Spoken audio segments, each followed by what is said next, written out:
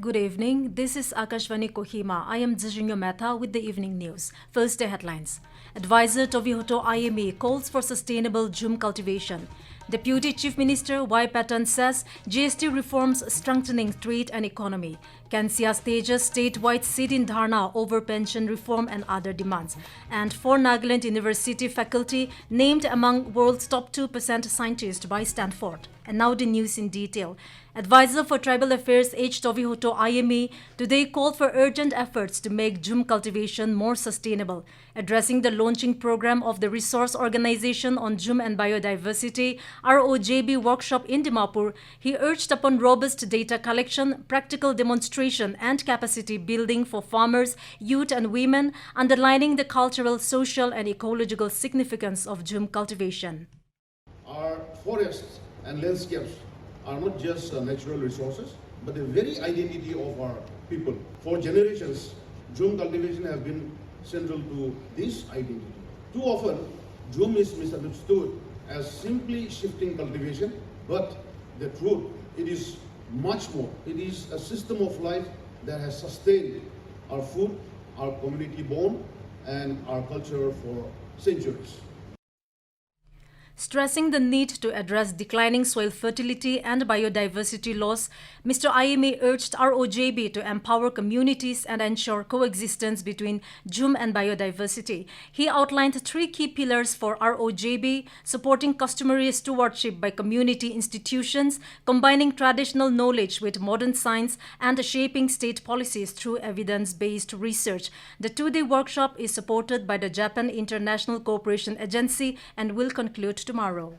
As part of the ongoing GST Bachat Utsav campaign, Deputy Chief Minister Y Patton visited markets in Kohima today to raise awareness about the benefits of GST reforms. He stated that the measures are helping both trade and the wider community economy move forward with greater strength. During the visit, Mr. Patton interacted with shopkeepers and traders, highlighting how GST reforms have simplified the tax system, reduced burdens on small businesses, and ensured fairer prices for consumers. He emphasized that the campaign seeks to ensure GST benefits reach citizens directly. Shopkeepers voiced their support, echoing the message "Garv se kaho ye swadeshi hai," reflecting pride in local enterprise and commitment for a self-reliant India. The Confederation of All Nagaland State Services Association CANSSEA today staged a sit-in dharna across the state in support of the nationwide call of the All India State Government Employees Federation AISGF. Addressing the media in Kohima, CANSSEA President Zubembo Lota Tsanglao said the protest would continue till the goals are achieved. This phase-wise program has been chalked out by the Central Federation, where we have held the general strike on 9 July 2025, and in continuation, we have again organized this sit-in dharna, and this may continue till the goals are achieved. The 11th Charter of Demands set by the All India State Government Federation, so we have chosen out 5 demands for our state, and we have placed in our Charter of Demands, especially for Nagaland State. The employees are demanding constitution of a state pay commission for periodical pay revision, scrapping of NPS UPS to restore old pension scheme, comprehensive health insurance scheme, among others. Later, CANSSEA officials met Chief Secretary Sentianger Imchen and submitted their representation. Nagaland University NU has earned international recognition as 4 of its faculty members have been named in the prestigious World's Top 2% Scientists list. Compiled by Stanford University and Elsevier, the list recognizes researchers with the highest global impact across 22 scientific fields and 174 subfields. The honored faculty include Professor Ambrish Singh from Department of Chemistry, Professor Joginder Singh from Botany, Professor Prabhakar Sharma from Agricultural Engineering and Technology, and Professor Pranav Kumar Prabhakar from Biotechnology. Further, Professor Ambrish and Professor Pranav Kumar have also been featured in the exclusive Career Long Top 2% category, honoring their lifetime contributions to global scientific progress. Congratulating the faculty, NU Vice Chancellor Professor Jagdish K. Patnaik said their outstanding contributions will inspire students and researchers to pursue research excellence. This is Akashvani Kohima giving you the news. For quick news update, follow us on our X handles AIR News Alerts and AIR_Kohima. You can also listen to this news bulletin on News on Air app and YouTube channel AIR News Kohima. Welcome back. You are listening to the evening news. The Ministry of Ayush today celebrated the 10th National Ayurveda Day at the All India Institute of Ayurveda, Dharwad in Goa. State Chief Minister Dr. Pramod Sawant highlighted Ayurveda's role in tackling lifestyle disorders such as obesity, diabetes and stress. The theme Ayurveda for the people and planet is deeply relevant today. Ayurveda teaches us that health is not only the freedom from illness, but the harmony with our body, mind and environment. Union Minister of State for Ayush Pratap Rao Jadhav said fixing 23rd September as Ayurveda Day aligns with autumn equinox, reflecting nature's balance. The celebration reaffirmed India's resolve to make Ayurveda a pillar of sustainable healthcare worldwide.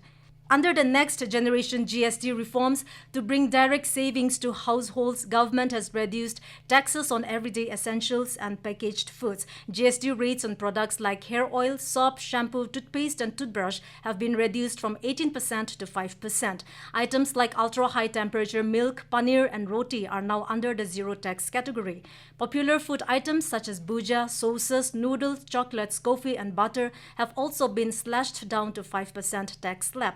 Other household essentials such as bicycles, kitchenware and diapers will now attract only 5% GST. Guided by the mantra of Seva and Sushasana, that is public service and good governance, the government under Prime Minister Narendra Modi has been working tirelessly to bring transformation and progress. Today in this special series, Seva Parv, we bring to you how the Modi government has strengthened the informal sector through welfare measures, social security and financial inclusion. If you don't have anything to offer as collateral, don't worry. Modi will take your guarantee. These were the words of assurance by the Prime Minister while he addressed the beneficiaries of PM Swanidhi last year. जिनके पास guarantee देने के लिए कुछ नहीं था, मोदी ने कह दिया था बैंकों से भी और रेडी पटरी वाले भाई बहन को भी, अगर आपके पास गारंटी देने के लिए कुछ नहीं है तो चिंता मत कर दीजिए, मोदी आपकी गारंटी लेता है.